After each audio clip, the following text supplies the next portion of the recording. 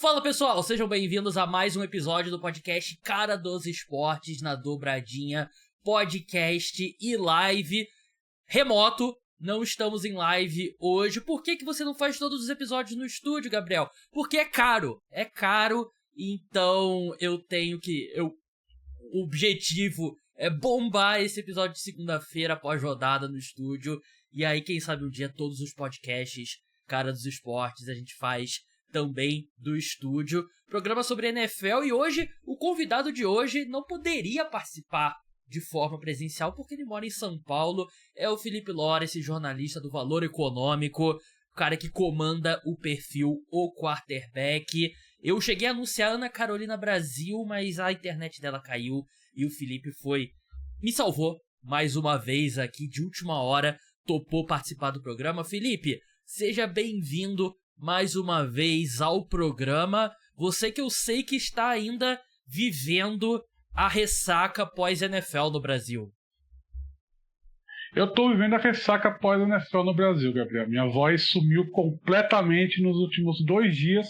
Se você tivesse me chamado para gravar esse podcast ontem, eu teria que negar, porque estava completamente afônico.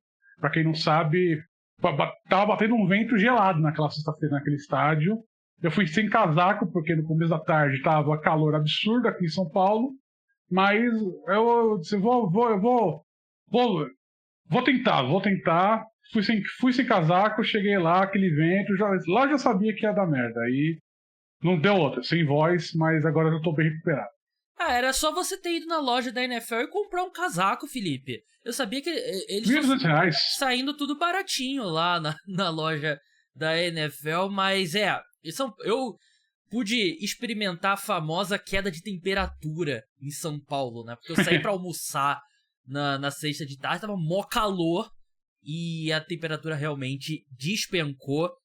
Programa de hoje falaremos sobre desempenho do J.J. McCarthy e do Caleb Williams, né? Do jogo da segunda-feira, do Monday Night Football. E eu separei aqui uma lista de tópicos que eu e o Felipe a gente vai debater se foram reais, ou se foram Barça, ou se foram miragem da semana 1, porque sempre tem aqueles resultados, aquelas coisas que acontecem na semana 1 da NFL que acabam não se comprovando na realidade, né? Então vamos lá, vamos começar falando sobre J.J. McCarthy e Caleb Williams, antes lembrando que no mês de setembro você pode se tornar apoiador do podcast com 20% de desconto. Quem tá assistindo, tá aqui o QR Code, se torne apoiador.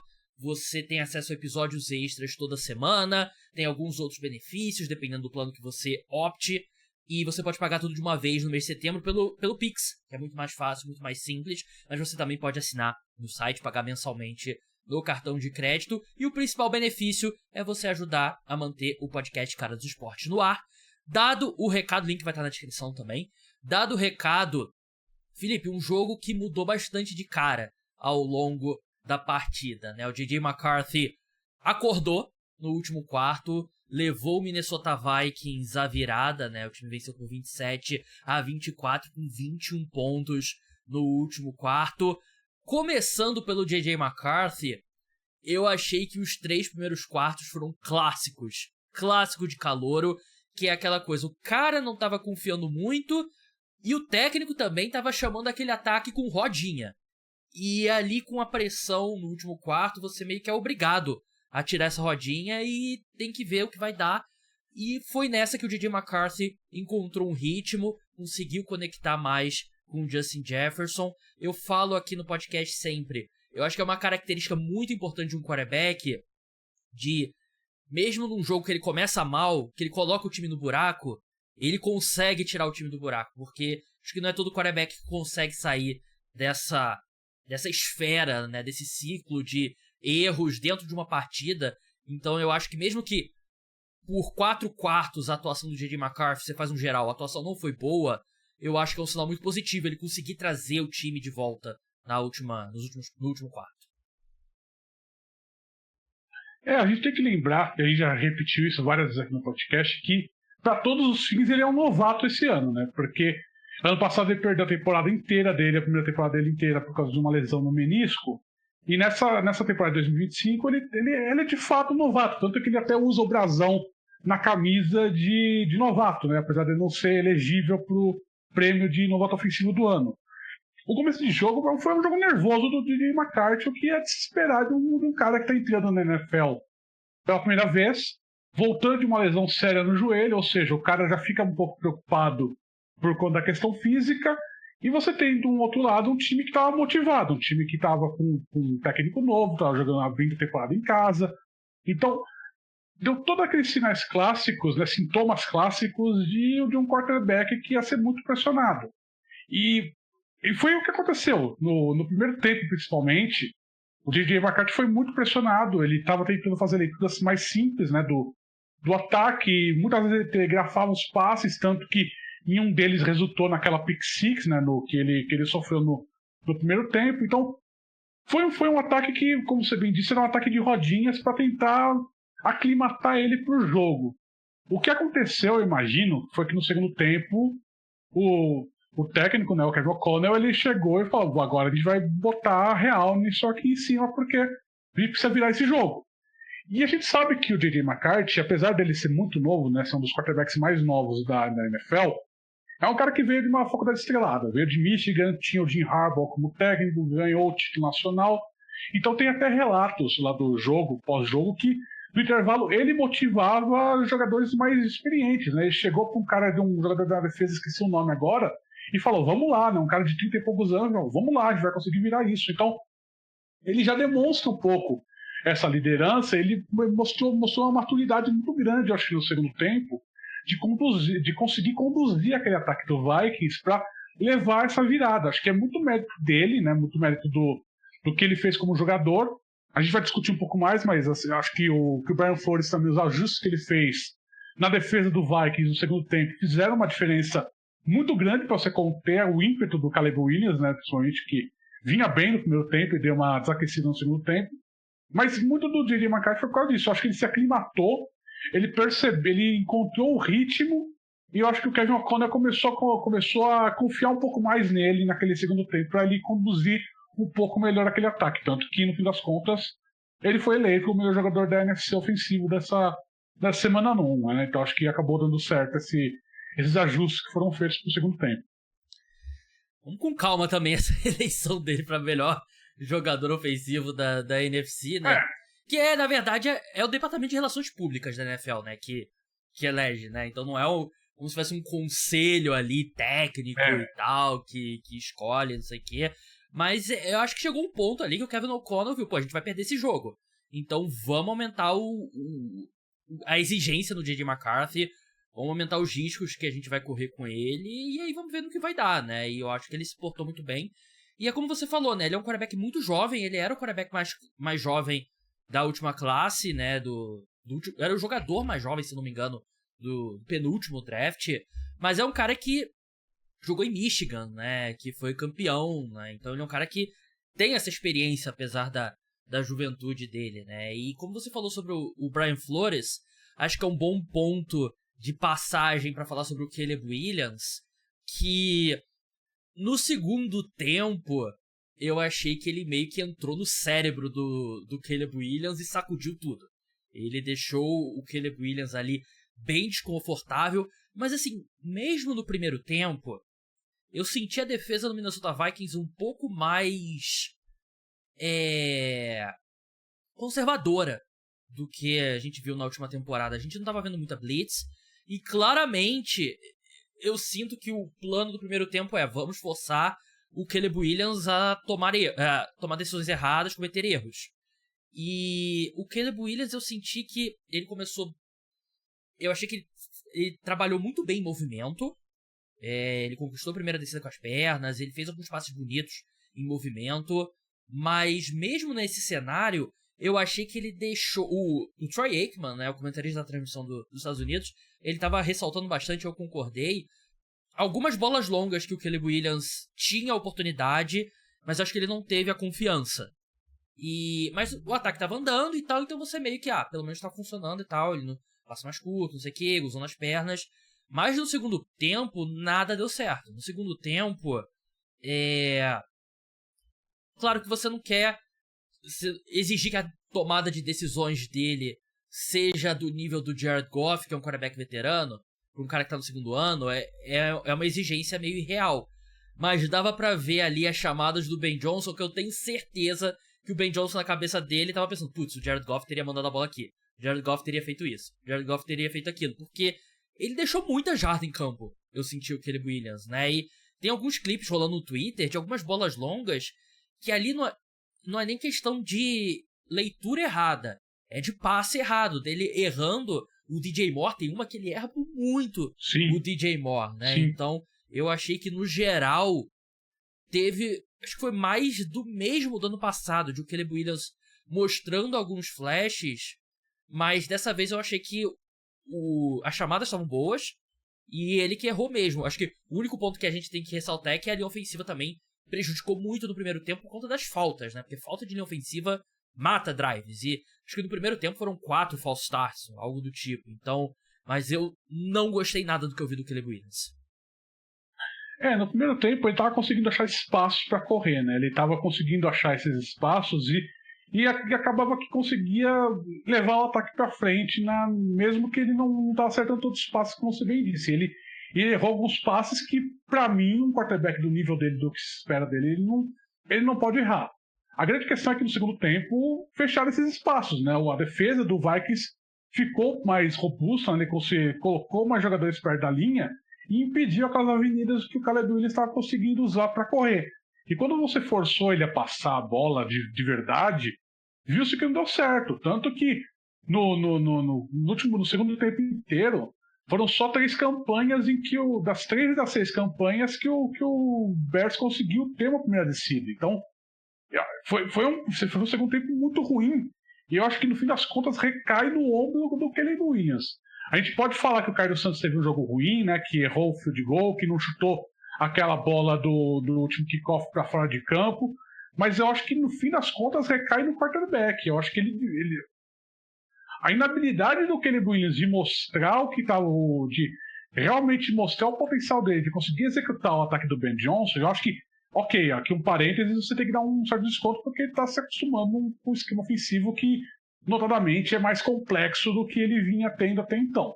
Mas eu acho que ele tinha que ter executado melhor alguns passes, ele tinha que ter conseguido dar um deságua para aquele ataque de forma que pelo menos garantisse uma calma para a defesa do Bears, né? Porque a defesa do Bears ficou muito tempo em campo, ficou cansado no fim do jogo, estava claramente se arrastando e aí não teve muito o que fazer. A virada veio do Vikings e foi justa. Então, acho que a grande questão agora é como que o Caleb Williams ele vai se adaptar, como que o Ben Johnson vai adaptar o esquema ofensivo dele para levar esse Caleb Williams para o potencial de verdade que ele pode alcançar e se vai conseguir alcançar esse potencial, né? Acho que essa é a grande questão que a gente vai ver agora nas próximas semanas.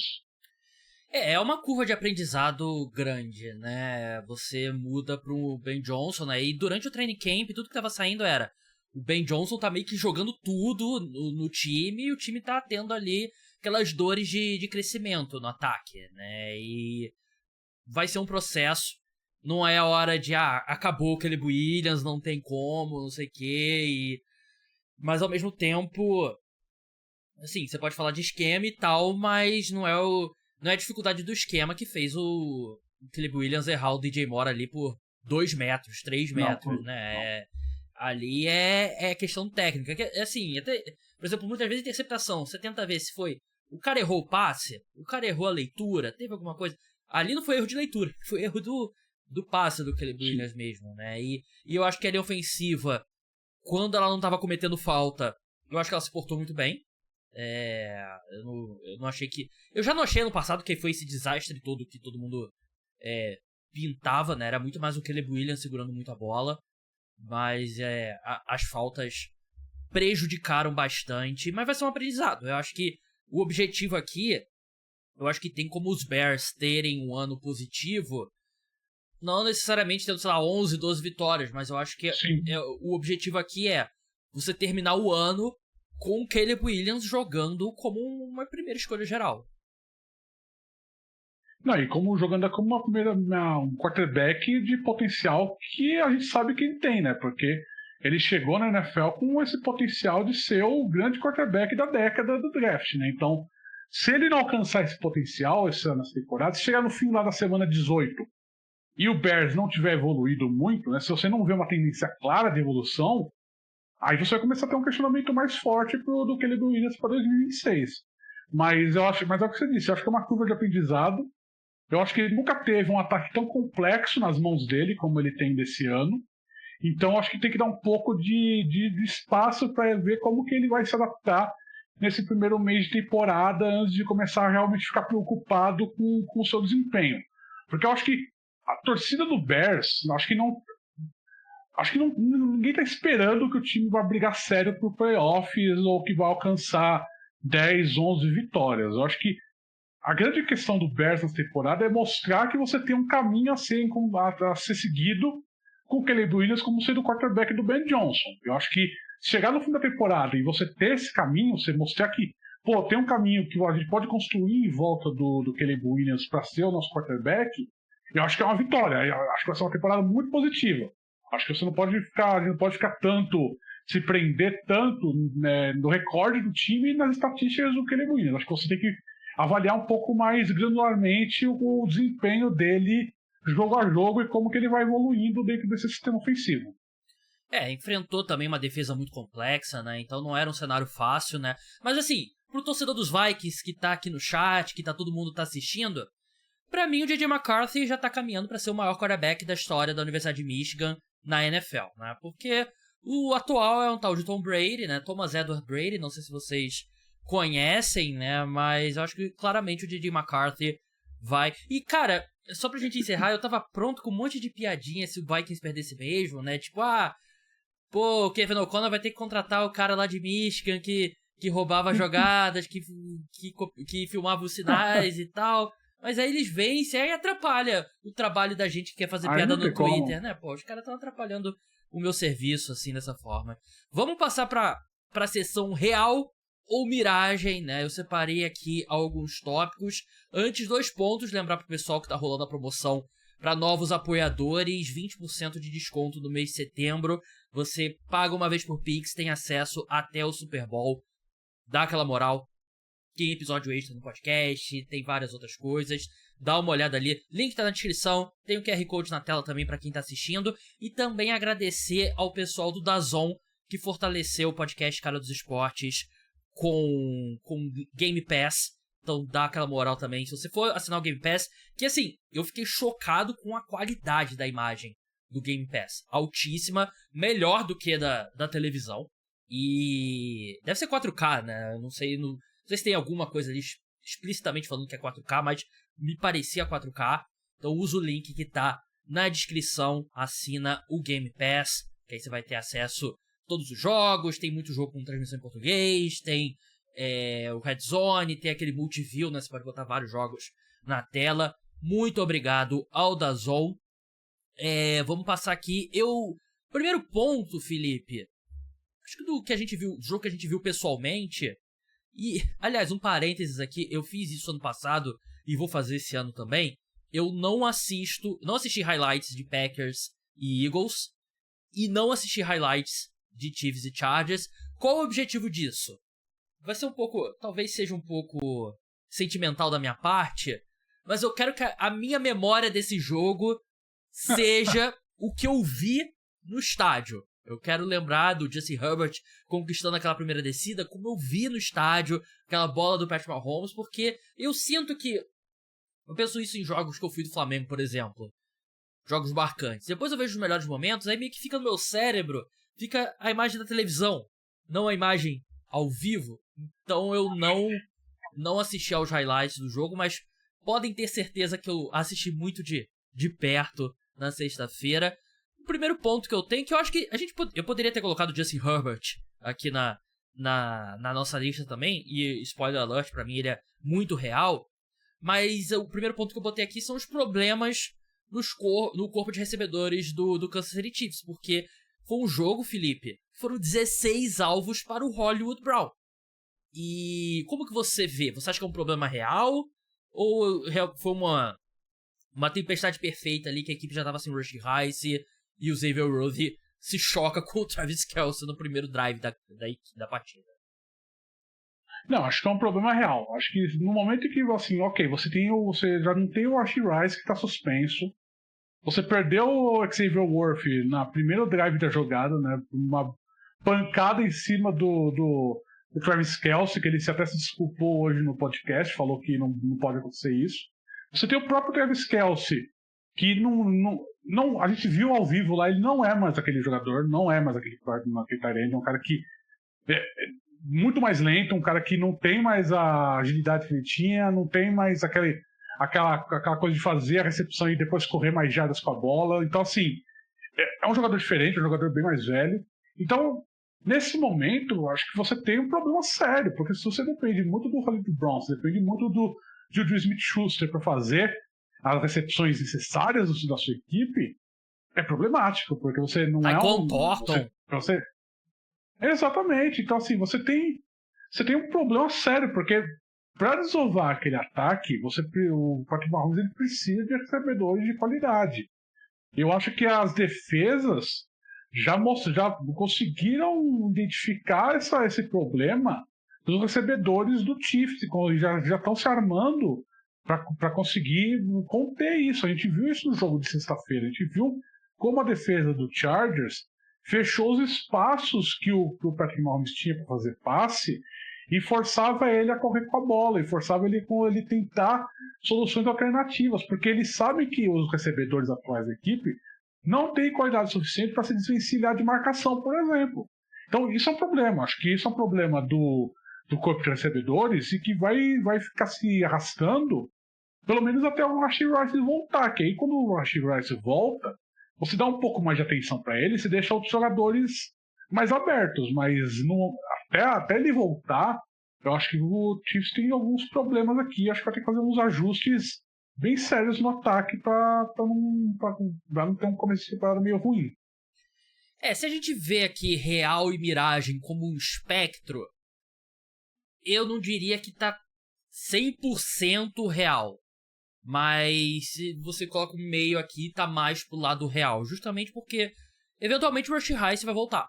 E o Xavier Worthy parece que não é grave, né? Ele tá com designação day-to-day, né? Então ele vai ser avaliado diariamente. Eu acho que o Rashee Rice voltando, ele consegue ocupar muito do espaço que o Travis Kelce não tá conseguindo ocupar, né? De ser aquele alvo dinâmico no meio do campo. E aí, quando... E meio que empurra o pessoal um pouco pra baixo quando o Xavier Worthy voltar também. Mas eu acho que é real por enquanto. Eu acho que a longo prazo o Kansas City Chiefs, eu acho que Sim. O corpo de recebedores vai se encaixar bem. Tem algumas outras coisas, tipo, o Jawaan Taylor foi um desastre na sexta-feira, né? Jogou muito mal, mas de quem pouco se espera é aí, como é que é o ditado, né? De quem pouco se espera é daí que não vem nada, é algo do tipo mesmo. Eu achei que o Josh Simmons jogou bem, eu achei que a primeira partida dele foi muito boa, mas assim, eu acho que é real, mas também eu não acho que é motivo pra desespero do torcedor do Kansas City Chiefs. Mas claro, se o Tyreek Hill estiver dando soco ali e você conseguir ele por uma escolha de terceira rodada, porra, ótimo, né? Mas também tá todo mundo pensando na mesma coisa. Todo time que precisa de um wide receiver quer ver o Miami Dolphins implodir pra você tentar pegar o Tyreek Hill numa troca. Dito Sim. isso, eu coloquei Miami Dolphins e Colts, acho que no mesmo ponto. Porque eu acho que não dá pra falar de um sem falar do outro. Você acha que o Miami Dolphins como um todo, desempenho da equipe e o desempenho do Daniel Jones são reais? Ou é uma miragem da semana 1 que vai ser aquele resultado que a gente vai olhar e vai assim, caralho, lembra quando o Colts atropelou o Dolphins na semana 1?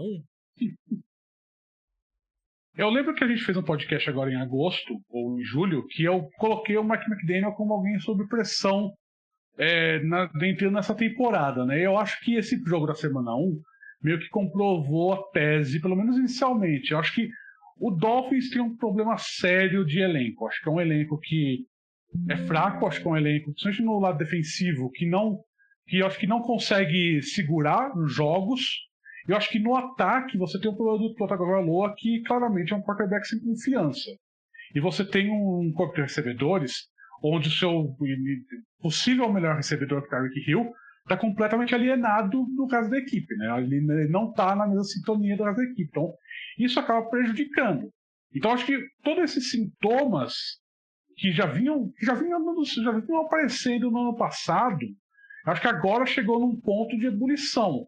Eu acho que se não baixar a pressão dessa panela nas próximas semanas, eu acho que a situação pode ficar muito feia muito rápido lá no Dolphins. Porque eu acho que é um time que não tá com sob pressão, acho que é um time que não tem muito espaço para conseguir remodelar essa equipe. Talvez uma troca do Tyreek Hill envolvendo um outro jogador defensivo, mas eu acho improvável, acho que vai ser troca por escolha do draft, então você já está pensando em 2026, mas é um time que não tem muito para onde correr. Acho que é um time que você tem um problema de montagem de elenco que já vinha se alastrando há alguns anos e chegou num ponto que parece que não tem retorno. A grande questão é, o Tua Tagovailoa, ele tem potencial, eu ainda acho que ele tem um quarterback que tem um potencial, mas nesse momento, nessa configuração do Miami Dolphins, eu acho que é problemático. Eu acho que a situação ela pode implodir muito rápido até o final desse mês, se o time não conseguir reverter de uma maneira rápida esse jogo, né, como foi essa semana 1. Eu acho que é um time que vai parecer que eu sou fanboy do Mike McDaniel e tal, mas eu acho que a culpa tá muito mais aqui na construção do elenco do que no trabalho do Mike McDaniel. Eu acho que o Mike McDaniel, a forma como o time entrou em campo, eu acho que ele merece muitas críticas, mas eu acho que é um elenco que se deteriorou muito, né, ano após ano, né, nesses últimos 3 anos, o elenco foi piorando muito. Dito isso, eu vou pender mais pra miragem aqui, porque é um time que caiu muito de nível, mas não pra perder de 33-8 pro Miami Dolphins. Eu acho que o Tua, com todas as críticas, ele é um quarterback bem melhor do que ele apresentou nesse domingo, né? Então eu acho que foi meio que um negócio que tudo deu errado e continuou dando errado e virou uma bola de neve. Eu não acho que o Miami Dolphins vai ser esse time ao longo da temporada, assim como eu não acho que o Daniel Jones é esse quarterback, né? Eu falei na segunda-feira e repito. Cara, o Felipe não vai deixar eu mentir aqui, cara. A gente assistiu o Daniel Jones de perto por muito tempo. Ele não é esse quarterback.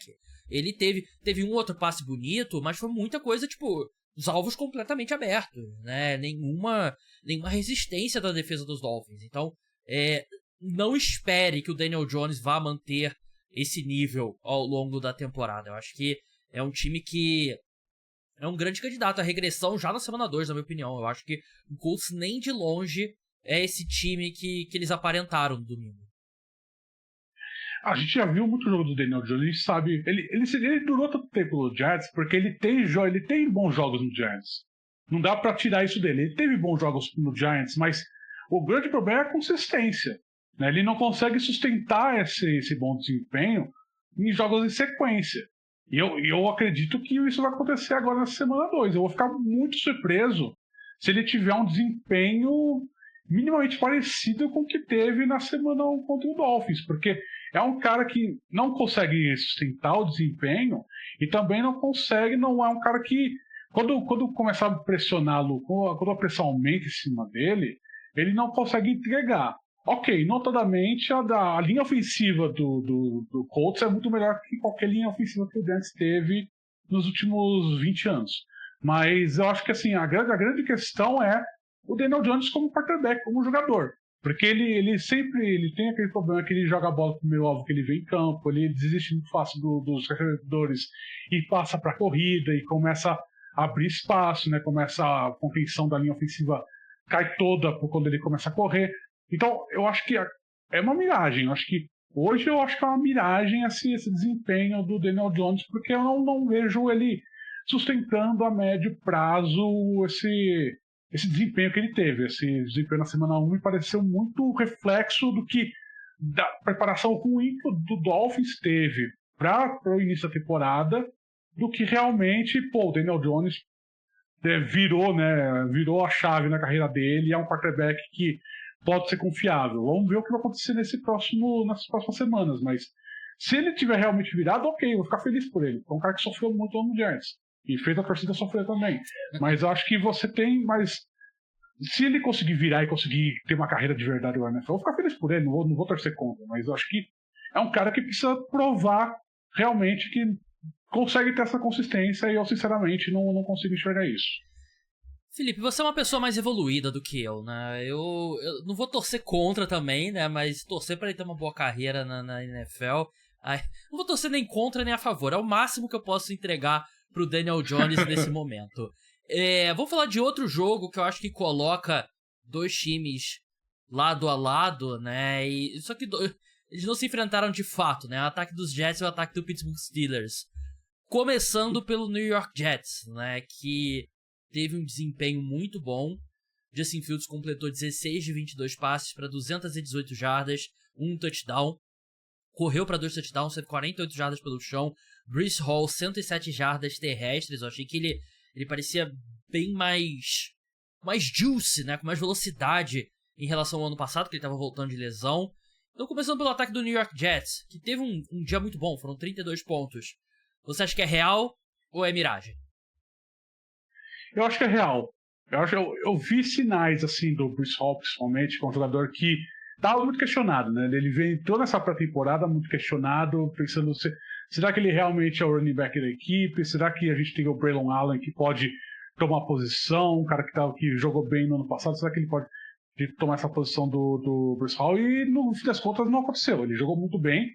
Eu acho que tirou um pouco a pressão do Justin Fields, né? Porque com o running back jogando do jeito que jogou, o Justin Fields ele não precisa se desdobrar em 400 jogadores diferentes para conseguir mover a bola no campo, né? Ele consegue o ataque, ele se torna mais dinâmico, ele se torna mais diversificado e você consegue ter mais opções do que fazer ofensivamente. Eu acho que isso ajudou.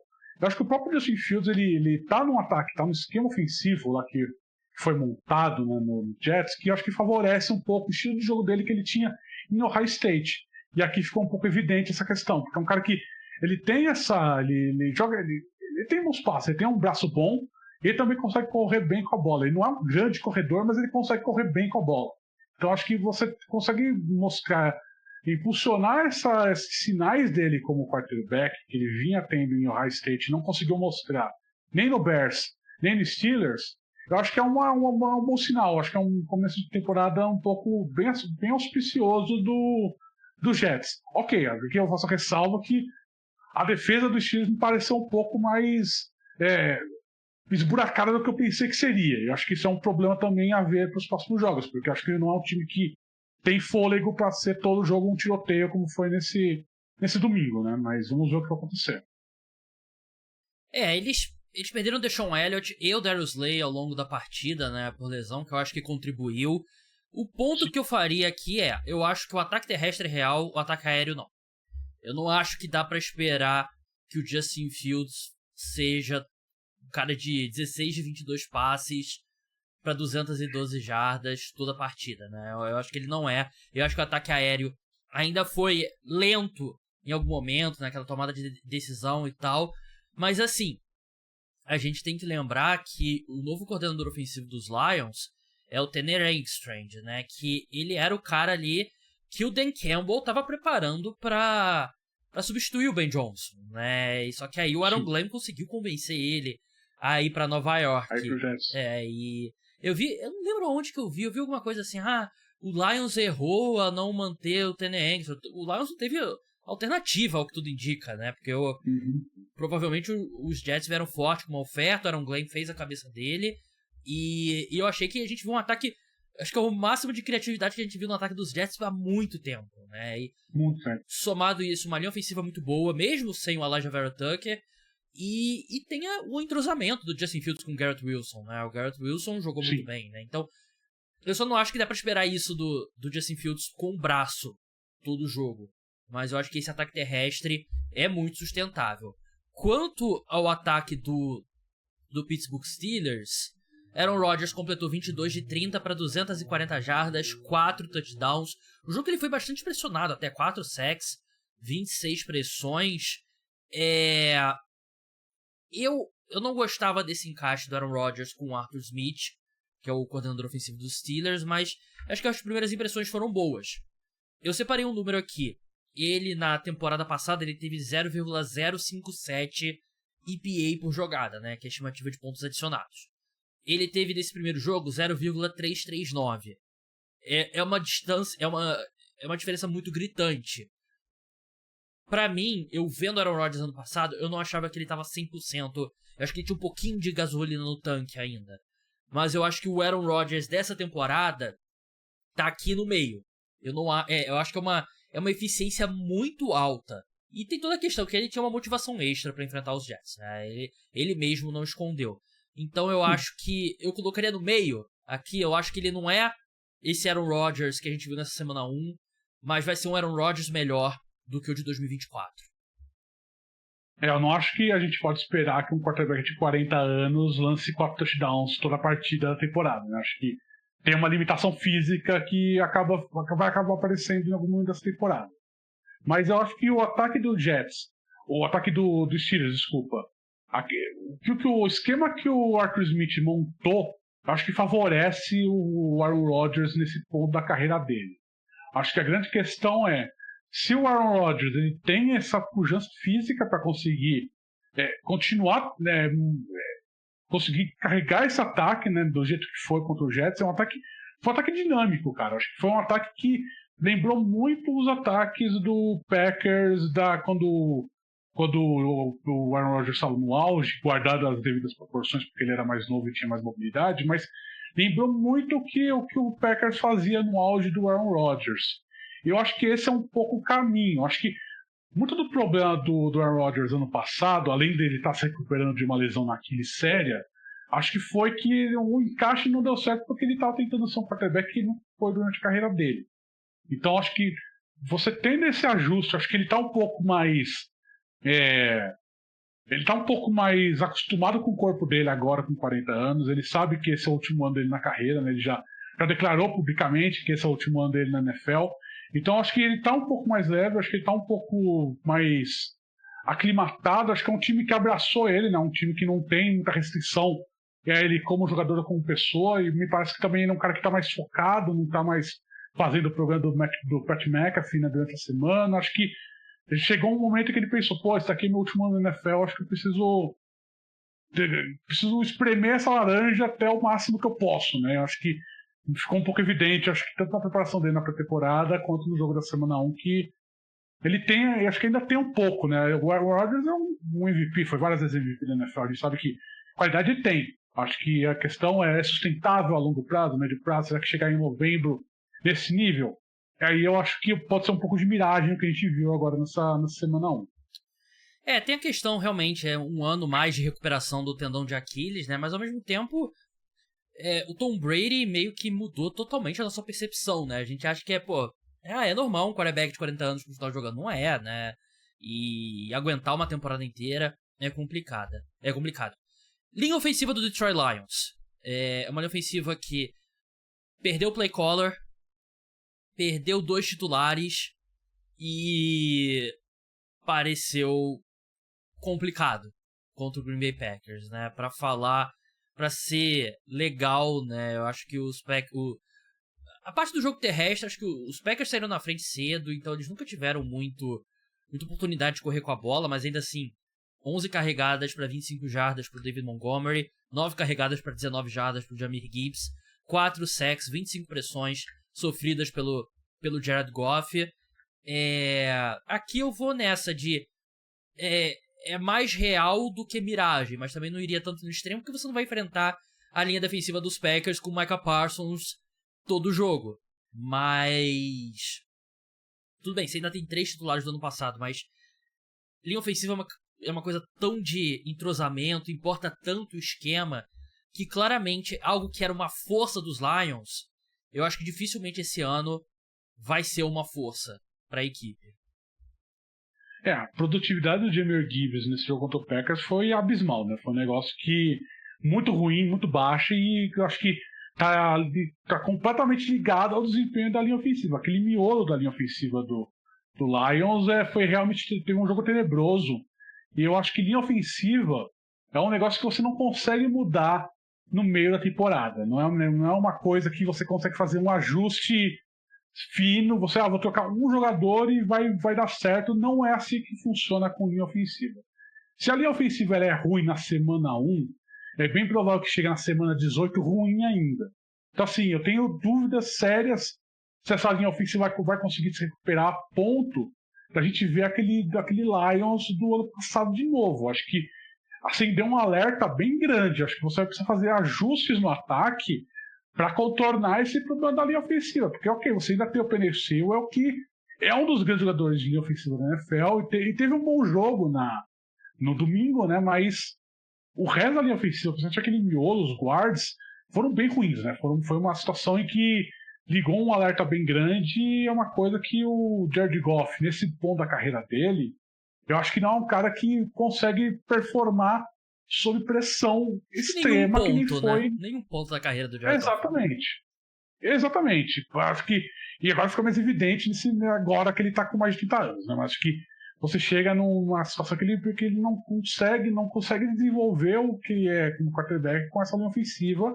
Eu acho que acho que é real. Acho que não é real. Acho que o do Lions ele vai precisar fazer ajustes com esse novo coordenador ofensivo, que provavelmente, como a gente disse agora anteriormente, não era a primeira opção, né, dele para ser o novo coordenador ofensivo da equipe.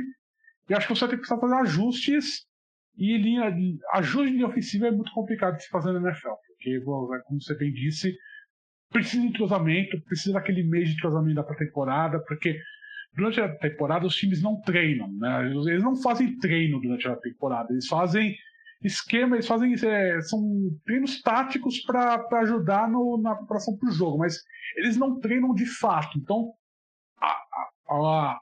o entrosamento da linha ofensiva acaba sendo nos jogos. Então, acho que isso é um problema, porque você não tem como se entrosar recebendo pressão todo snap. Então, acho que esse é um problema da linha ofensiva do Lions, que vai ser difícil de ser contornado durante a temporada. Eu acho que tem como você se encontrar um pouco mais no esquema, mas também não acho que tem como ter uma mudança drástica, né? E, de novo, você não vai enfrentar o Micah Parsons todo jogo, que é bom, né? E o coordenador ofensivo dos Lions é o John Morton, né? Que era o treinador de linha ofensiva, né? Coordenador de jogo terrestre, algo do tipo, né? Mas é foda, porque era a grande força do Lions, né? A força dos Lions era ter uma das duas, assim, acho que abaixo dos Eagles, talvez, em alguns momentos até melhor que a dos Eagles, em ofensiva da NFL, e ter um grande play caller no Ben Johnson. E os 2 pontos não estão lá mais. E aí, como que você se ajusta? Pode ser um ano de ajuste para os Lions, né? Pode ser um ano que a equipe não vai ficar bem abaixo do que a gente viu nos últimos anos. Defesa do Baltimore Ravens, Felipe. O time marcou 40 pontos no ataque e ainda perdeu. Você não vai perder muitos jogos que você faz 40 pontos, né? Eu acho que o Derrick Henry sofrendo fumble, acho que é o ponto que recebe muita atenção, mas ainda assim, a defesa cedeu 42 pontos, que é muita coisa para uma defesa que entrava na NFL com a reputação de ser uma das mais talentosas da liga. E aí, é real ou é obra do acaso, miragem, esse desempenho na semana 1? Eu acho que é um pouco de miragem. Eu acho que não dá para você colocar ainda essa defesa falando que é um desastre, que vai ser um desastre pela temporada inteira. Eu acho que o ataque do Bills fez um bom trabalho de contenção das forças da defesa do Ravens. Acho que o pass rush do Ravens, que ano passado foi bem efetivo, não apareceu agora nesse jogo 1, mas acho que foi acaso. Acho que foi mais trabalho do Bills do que realmente problemas dos jogadores, do esquema defensivo do Ravens. E acho que isso acabou expondo um pouco mais a secundária da equipe. Acho que o Kyle Hamilton ele tentou fazer demais, né? Claramente é um cara que aparecia toda a jogada e não é o ideal para um safety, né? Você não quer que o seu safety apareça toda a jogada durante uma partida, e foi o que aconteceu com o Kyle Hamilton. Chega uma hora que o safety ele vai ceder, não tem como jogar todos os snaps e tentar parar todas as jogadas, mesmo sendo o Kyle Hamilton, que a gente sabe que é um jogador de altíssima qualidade, um dos melhores safeties da NFL, mas eu acho que foi muito mais acaso do que realmente algo estrutural desse Ravens. Acho que prefiro esperar para ver essa semana 2, semana 3, para ver como que essa defesa se porta antes de falar que realmente é algo real, estrutural, porque eu acho que o ataque do Bills acho que pode ser uma grande surpresa positiva nessa temporada. Acho que, ok, a gente já tem o MVP, né? O MVP já era o Josh Allen, mas me parece que passou de um nível na semana 1 que me deixou bastante impressionado. Eu concordo com você. Eu tinha uma reserva quanto à defesa dos Bills, que eu gostaria que eles tivessem um pass rusher de fato especial, né? Eles são meio que pass rush por comitê. E isso me incomoda um pouco. Tipo, você tá contando ali com o Daphne Owe, com o Kyle Van Noy, o Madabilk, que é um cara mais ali de interior, né? Do que um edge rusher puro e tal. Mas quanto a isso, uma secundária muito profunda, né? O Kyle Hamilton chegou a deixar a partida com uma lesão na mão, depois voltou e tal. E eu concordo com você, eu acho que é muito mais miragem. E também outra coisa, você não vai enfrentar o Josh Allen em Buffalo toda semana, né? E o Josh Allen foi o melhor quarterback da NFL na semana 1, né? Eu tava pronto, assim, já tava meio que anotado mentalmente que o Justin Herbert ia ser o meu quarterback da semana, né? No segmento que a gente faz no podcast ao vivo de segunda-feira. E o Josh Allen teve um jogo brilhante, um dos melhores jogos da carreira dele, né? Então você não vai enfrentar o Josh Allen todo ano, então eu não me preocuparia se eu fosse torcedor do Buffalo Bills. O NFL Sem Turnover mandou um superchat aqui, muito obrigado. Sirianni no Arrowhead, depois de amassar o Kansas City Chiefs no Super Bowl, vai ser loucura e suco de diversão, mas não para todos, apreciar sem moderação. Vocês sabem como eu sou um grande apreciador do Nick Sirianni, né?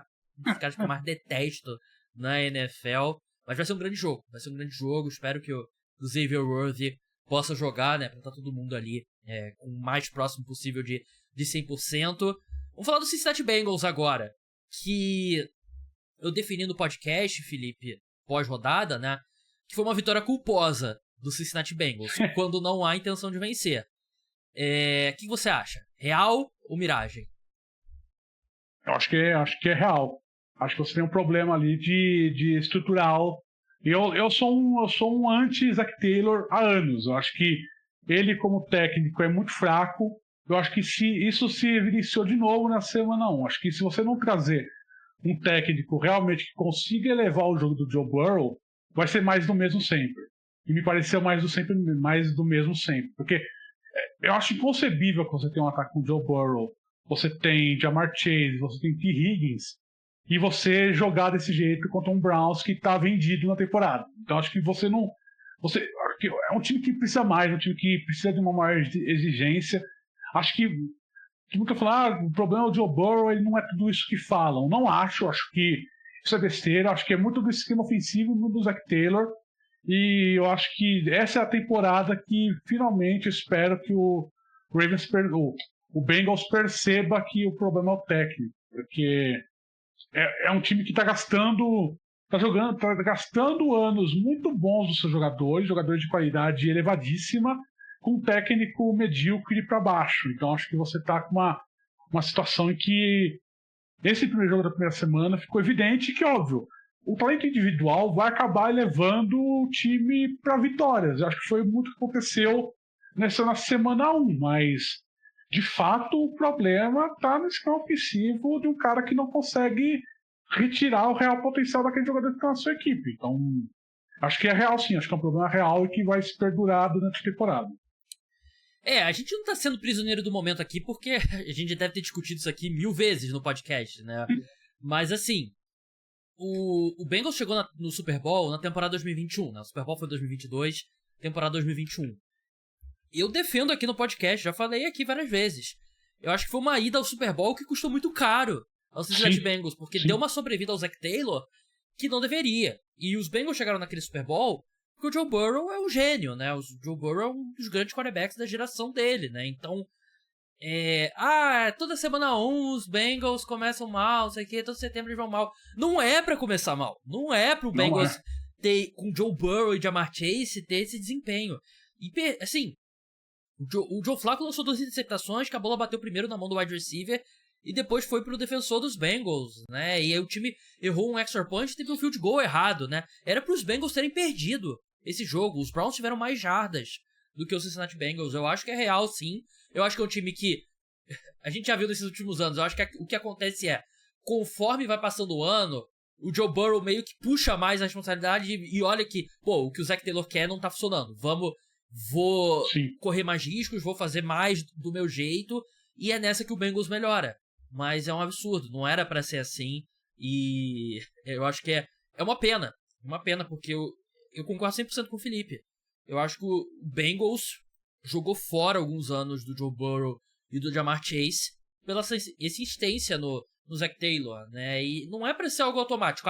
Técnico chegou no Super Bowl, você automaticamente não pode demitir ele em 4, 5 temporadas. Não, era bem claro, em 2023 já era bem claro que não era o cara, Sim. O Zac Taylor, né? E assim, o Bengals não vai ter o dinheiro pra atrair, talvez, alguns cargos, mas a oportunidade de trabalhar com o Joe Burrow é muito atraente, né? Então eu imagino que ainda assim ele seria um cargo muito atrativo pra ir. Por exemplo, se eles tivessem demitido o Zac Taylor na última off-season, é um time que poderia ter brigado pelo Ben Johnson, por exemplo, né? Sim. E eu acho que é uma decepção, é uma falta de ambição do Cincinnati Bengals, que é a história da franquia, né? Infelizmente, pro torcedor dos Bengals. Pra gente encerrar, Felipe, o retorno dos retornos de kickoff. A gente teve 75,6% dos kickoffs sendo retornados nessa semana 1. A média ano passado foi 32,8%. É o maior índice em uma semana desde 2010.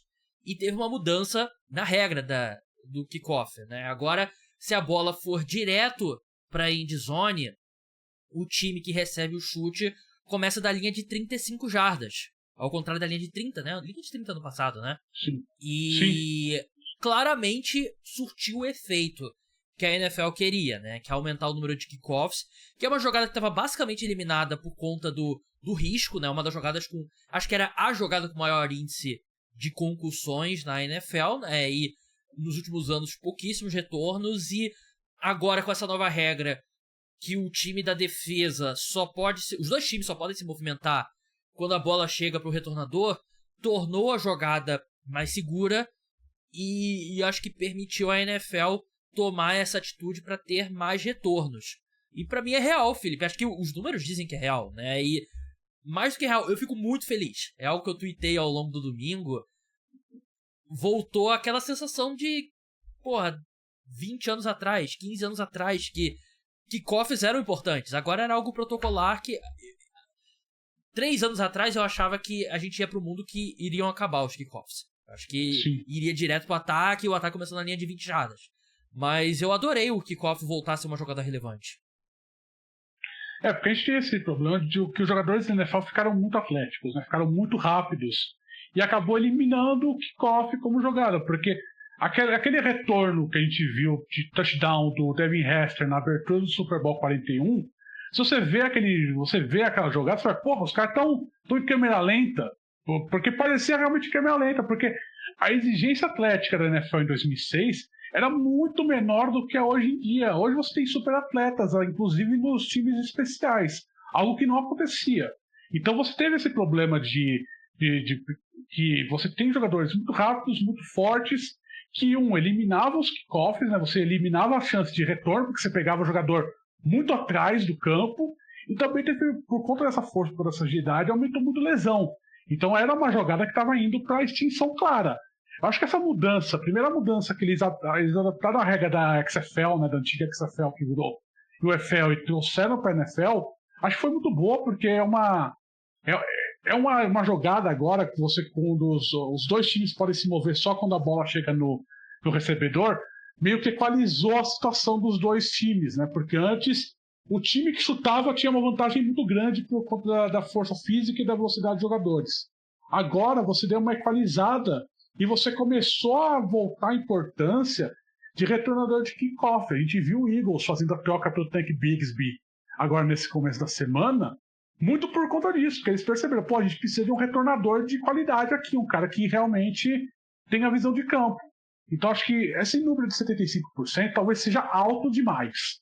Talvez a gente vá numa média, mas um pouquinho para baixo. Eu acho que se ficar acima de 50%, o pessoal da NFL lá no escritório de Nova York vai ficar dando pirueta na temporada toda, porque você já vai ter um aumento muito consistente dos retornos e de posição de campo também, porque a posição média de retorno, eu estava vendo, foi na linha de 35 a 40 jardas. Então, assim, os times estão ganhando. Então, o risco-retorno melhorou, porque os times fazem a conta. Se eu jogar a bola na endzone, eu vou começar na linha de 35, mas o retorno eu estou conseguindo voltar até a linha de 40. Então, vale a pena você jogar, vale a pena você ter o retorno, vale a pena você apostar nisso na jogada, e não mais jogar a bola na endzone para evitar lesão. Acho que você chegou num ponto em que essas mudanças realmente trouxeram efeito. Acho que ano passado, quando com o touchback na linha de 30 jardas, eu acho que o risco-retorno ainda valia a pena você chutar na endzone. Agora que tá de 35, acho que agora os times falam, percebendo que é melhor chutar na mão do retornador mesmo. Foi complicado pro o nosso brasileiro Caio Santos, né, que teve aquele chute errado no Monday Night Football, né, que eu vi até muitos torcedores dos Bears reclamando, né, e assim, a gente sabe, o Caio Santos é um excelente kicker, né, mas ele não tem a maior perna do mundo, né, então o chute dele acabou ficando um pouco curto. Eu acho que volta a figura do retornador também, né, eu acho que volta, porque assim, você ser um retornador era basicamente uma posição na NFL, né, só que aí metade do emprego do cara foi cortado nos últimos 10 anos, né? Porque era só retorno de punch. E agora eu acho que esses especialistas em retorno... Qual que é o nome do retornador do Cowboys? Kevin Turbin, né? Se não me engano. Kevin Turbin. Isso. É um cara que ganha mais valor na NFL, né? Porque você vê o valor de você ter um retornador, posição de campo e tal. Então, concordo com... E uma aspas aqui, o Kevin Turbin surgiu na XFL. Verdade. Por conta dessa nova regra. Verdade. Eu acho que é muito legal. Muito legal o retorno dos retornos, né? E concordo com o Felipe. Eu acho que talvez 75% seja muito extremo, né? Mas a tendência é voltar a ser uma jogada relevante. Pessoal, deixa like, deixa comentário aí, pessoal que tá assistindo ao vivo, se inscreve no canal, aquela coisa toda, né? Você que tá no Spotify, segue, deixa 5 estrelas e aquela moral de sempre. Felipe, algum ponto que você queira acrescentar aqui em termos de Real ou Barça para essa semana 1, né? O que infelizmente é miragem é a gente assistir o jogo da NFL toda semana ao vivo, né? Do estádio. Aquele excelente buffet. Não tem jogo essa semana? Não tem jogo essa semana que... Triste. Não. Aliás, um bom segmento que eu não tinha planejado, mas eu sei que você é o cara mais informado sobre a NFL aqui no Brasil. Você tweetou sobre isso, né? A gente viu o presidente da SP Turismo, né, falando sobre o futuro do jogo da NFL aqui no Brasil e tal.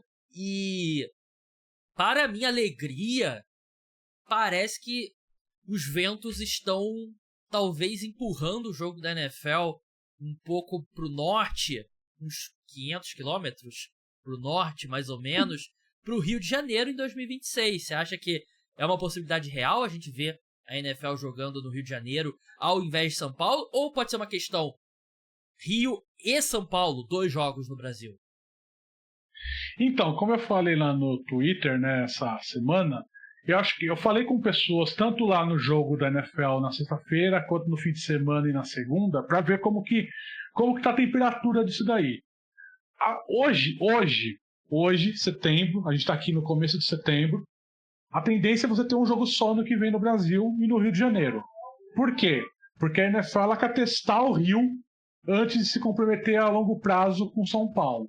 Isso não é problema aqui de São Paulo. Eles adoram a Neoquímica Arena, eles adoram a SP Tours, eles adoram como o jogo é estruturado aqui em São Paulo. Não há reclamação nenhuma.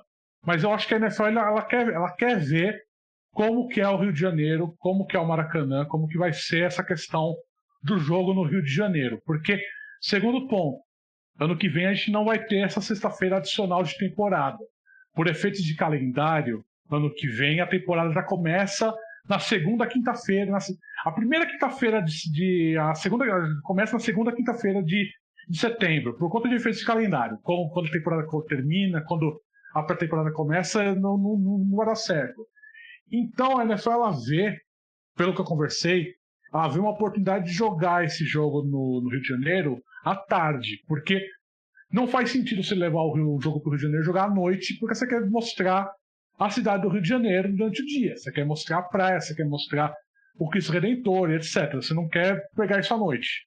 Então a questão é, eles veem que essa é uma chance de você fazer esse teste no Rio de Janeiro sem desmerecer São Paulo, porque eles não querem fechar as portas para São Paulo e também não querem alienar o pessoal aqui de São Paulo que lutou para conseguir esse jogo, né? Foi uma iniciativa aqui de São Paulo de trazer esse jogo da NFL, mas eles veem que depois de 2 anos em que a demanda do jogo de São Paulo foi muito alta, Eles sabem, ou seja, agora eles têm calma, eles têm certeza que conseguem encher estádios aqui no Brasil.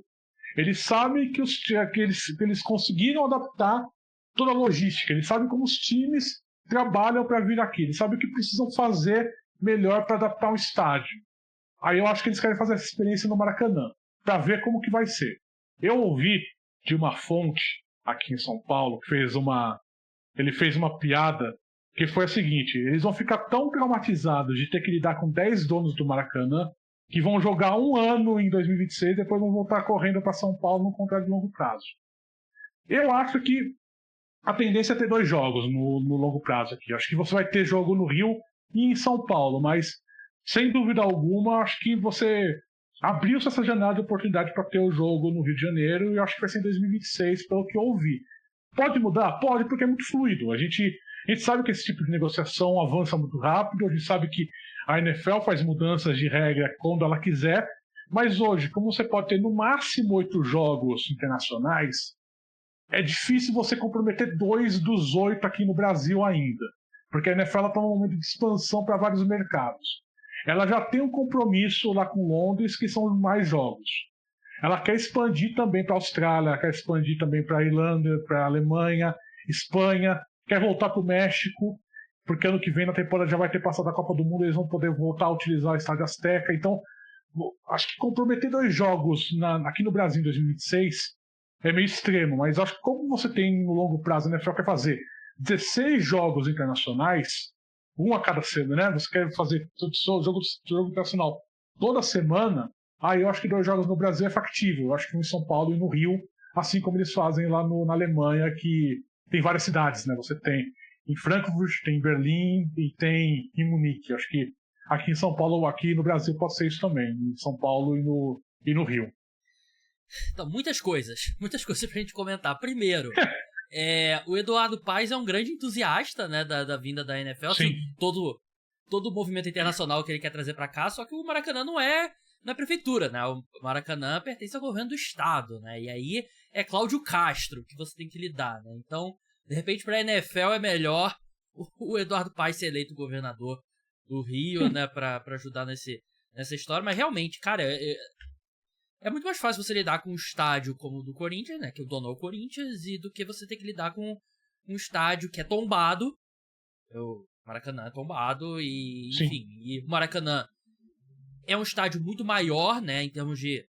Foram o quê? 49 mil pessoas no Foram 46 mil pessoas. Por aí. E o Maracanã, sem divisão de público. Não vai ter, tipo, a torcida do Kansas City Chiefs vai ficar ali dividida ali, a jovem Chiefs ali. Não vai ter. Então, vai caber provavelmente 80 mil pessoas ali no Maracanã, né? Só que eu acho que o Maracanã, o Rio de Janeiro vai ser um destino internacional.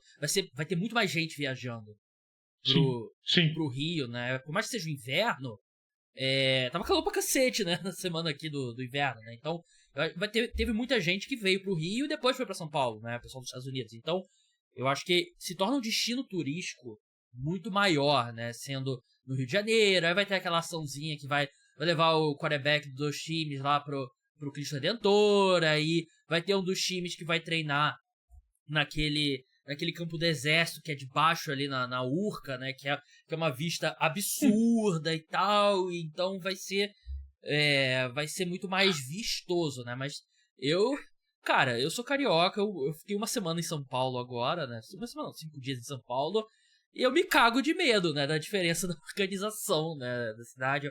Eu acho que, por mais que tenha toda a fama de São Paulo, eu acho que hoje o trânsito do Rio é pior do que o de São Paulo, né, então toda essa questão, mas o Rio também é uma cidade muito acostumada a receber grandes eventos, né, e essa questão de ter 2 jogos, né, eu acho que seria muito mais pro mundo inevitável que um dia a gente vai ter 18 jogos por temporada regular, né, então esse mundo, quem faz 17 faz 18, quem faz 18 faz 20 e assim sucessivamente, né? Então, acho que se tornaria mais fácil, né, de ter esses jogos, né? E acho que um ponto também que eu não me ficaria surpreso, né, é a NFL fazendo uma parceria com o Flamengo, assim como fez com o Tottenham em Londres, né, pra dar uma adaptada ao estádio do Flamengo, pra ter ali algumas adequações que a NFL precisa.